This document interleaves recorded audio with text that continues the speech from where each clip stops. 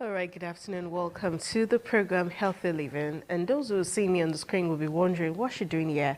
No, this is not Flipside, neither is it Business Rendezvous. But of course, there's a first time for everything. Today, I'll be standing in for Adesuwa Osawage on the program Healthy Living. You know, it's a special day for the ITV radio family where Ade has gone to party. And we're celebrating our CMD chairman, the Isamar of Benin, as he marks 89. So this is our own special day dedicated to celebrate that event. Today on the show Healthy Living, we'll be focusing on diet.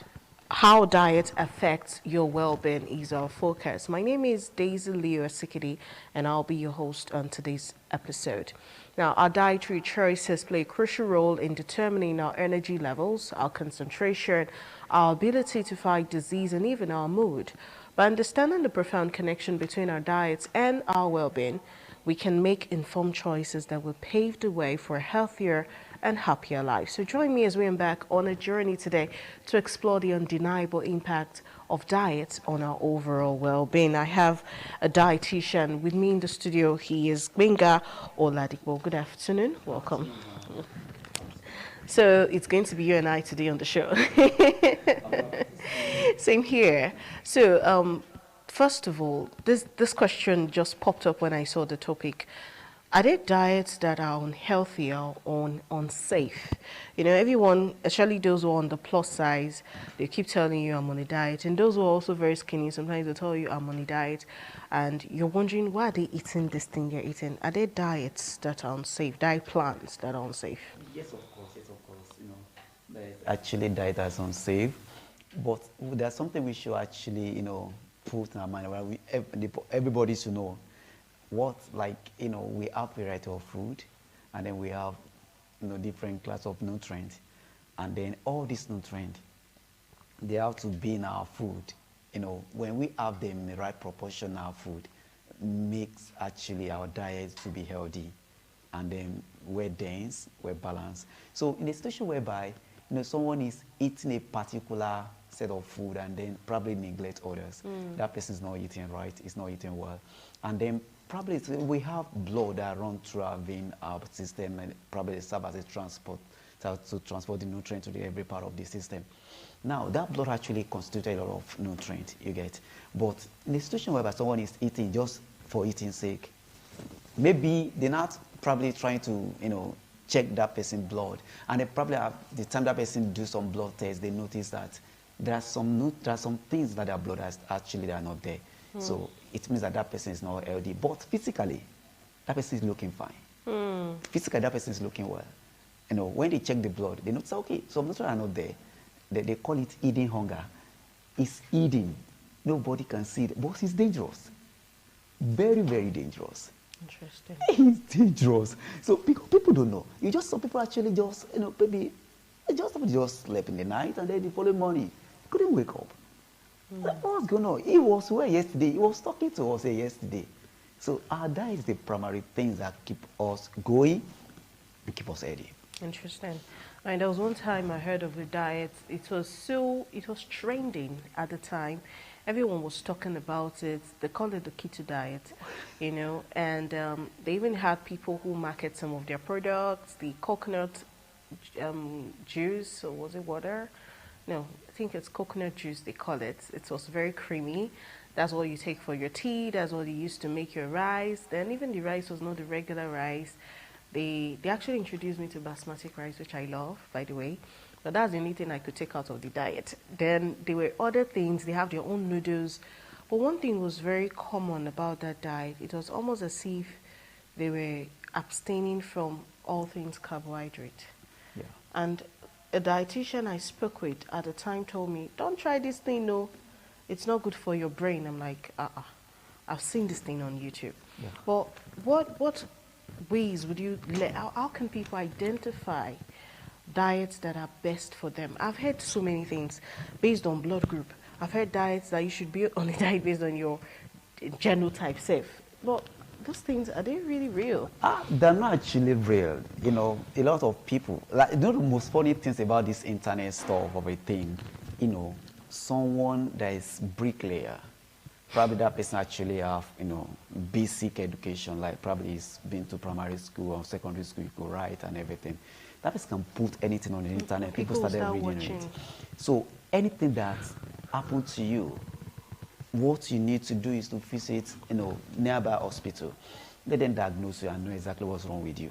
You can't go and be reading something online and apply it to yourself. First of all, what we must understand, we are not the same. That's number one. We have male and we have female.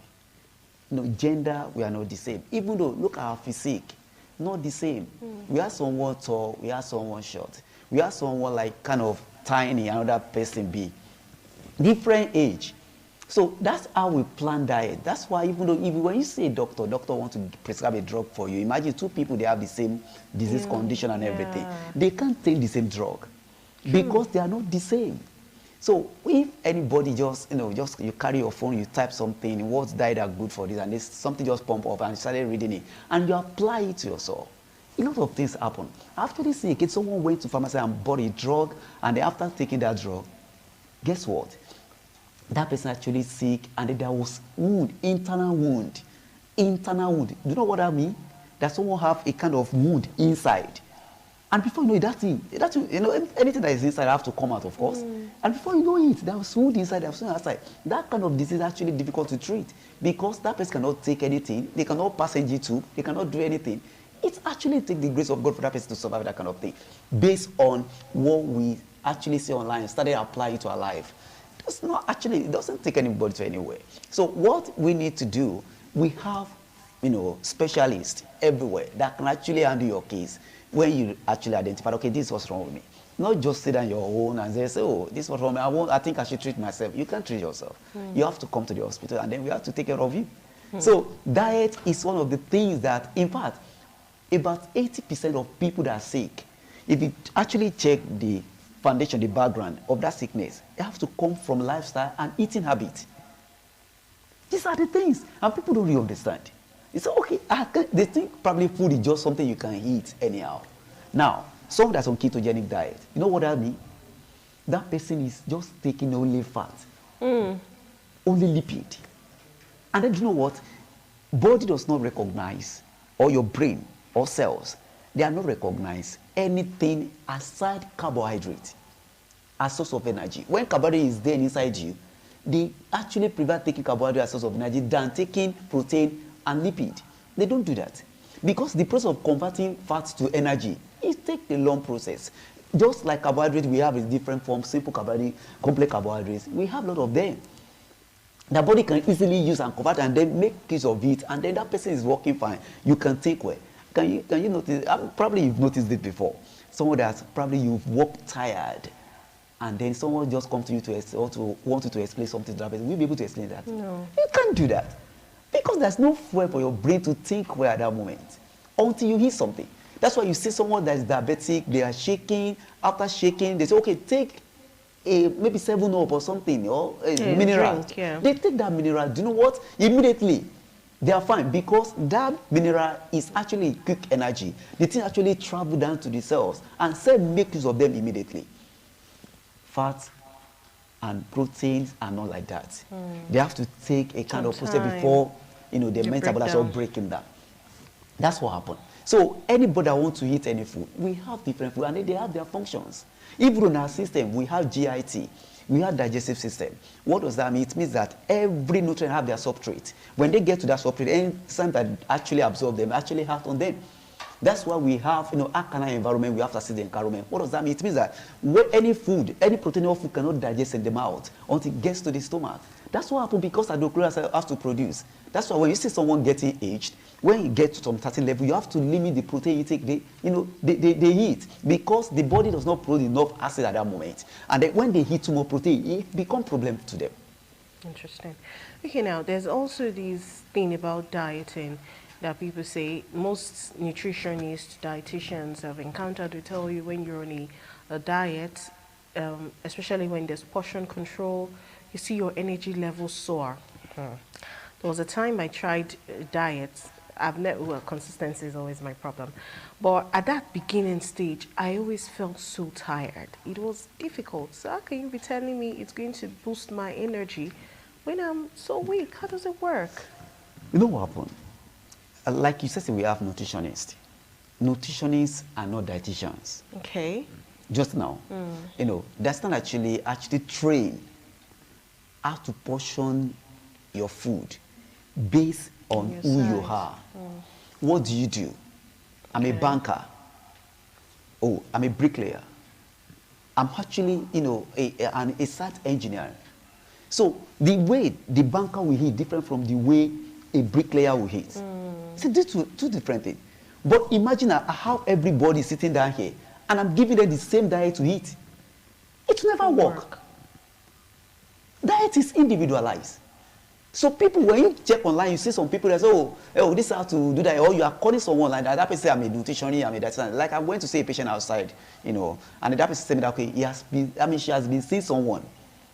And then, okay, call the person. Is the person in Benin here? He said yes. I said, call the person. I want to know the person. I don't know. I don't think I know that person because we have group in Benin here.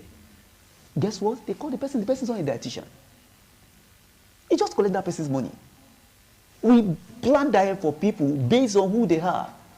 Their age is important. I can't prepare an eba for a young person now and I ask the elderly person to eat the same eba. It's not possible. Because the young people like taking the eba very hard, very solid and everything. You can't give an elderly person that kind of eba. Because look at the structure, look at the organ. They are not as healthy when that person was a 30 years old or 40 years old. Diets have the principle.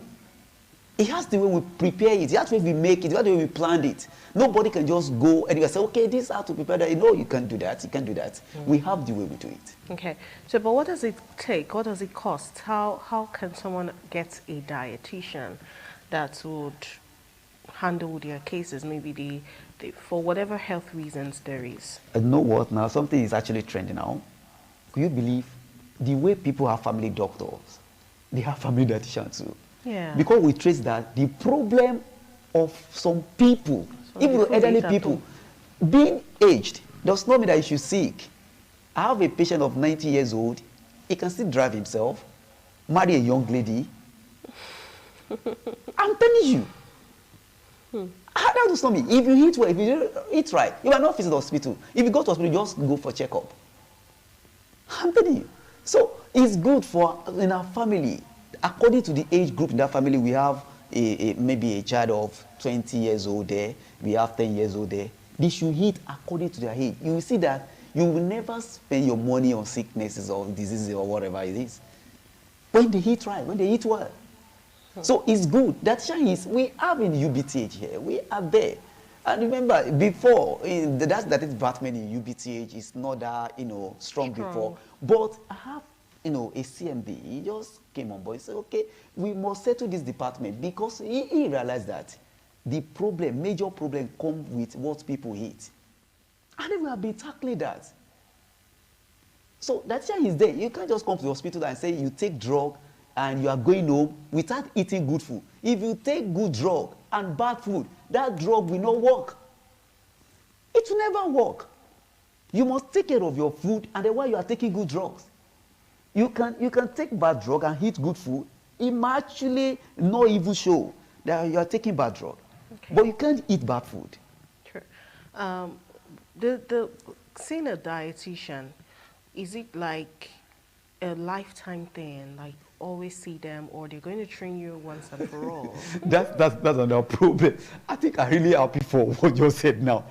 Do you know what? Diet is not, fixed.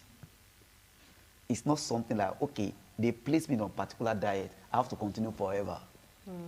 As you are improving, they are reviewing that diet for you. Look at it, I have a patient now, they bring that person on a wheelchair. Then that person is fine. Maybe in the next 2 weeks, that person, just get up and started walking. Would I ask the person to be taking the food that he was taking when he was on a wheelchair? No. So that's the way diet is. The same way when you are seeing a doctor, and the doctor says, okay, this is the amount of, this is the quantity of drug you are taking. As you are getting better, It's trying to remove those drugs one by one. Exactly. So, but instead of reducing your diet, as you are getting better, you are taking more. Because your energy level is increasing, your metabolic rate is actually increasing. So you must review diet. Diet is not fixed. As you are fine, they are reviewing it. So that's how the diet goes. So you have to see a dietitian from to, time yes, to time. time to time. Just do that. When they give you appointment, you have to see them.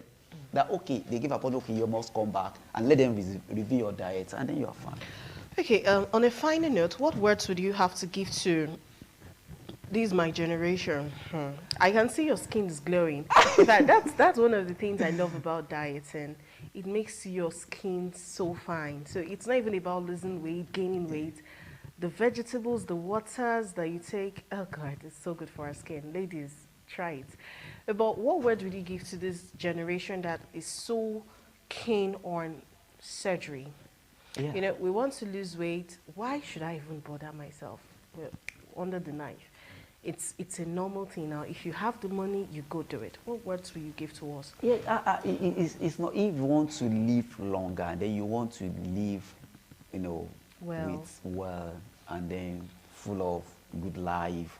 You don't want to, you know, have complications. Like you said, that person must eat good food. Losing weight is all about your intake must equal to output. You know what I mean? Like what you eat must equate what you do. You will see that you don't have issue, you don't have problem. But in a situation whereby you eat more than what you do, you are not doing anything, you are just sitting down, you are eating the food that a bricklayer is supposed to eat. It's a problem. Or you just have outing with some people and you buy 2 wraps of eba and then you buy 10,000 naira of meat and you are eating, you say you are enjoying. Enjoyment. Or your own habit is to go to history, fast food and be eating, you don't care.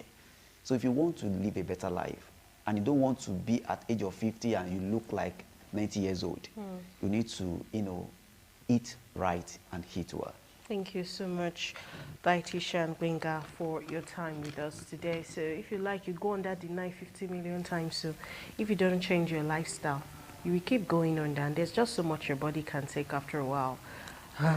You know now. We've heard the stories. We've seen celebrities who, after so much surgeries, they start having botched surgeries. And then that even becomes a problem in itself. And that's how we're going to be ending today's show on healthy living. You need to eat right, you need to be healthy, you need to see a professional. When you're having a challenge, don't self-medicate. So food is also like a drug.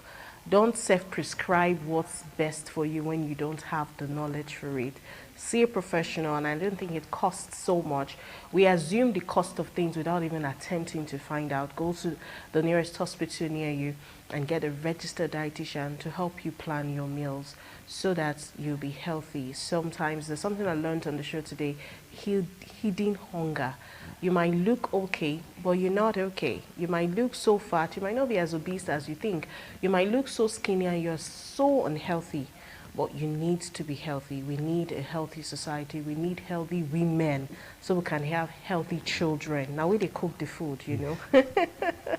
All right, we'll see you again next week Monday, where I'm sure Adesu Osawage will be here by herself. Have a great day.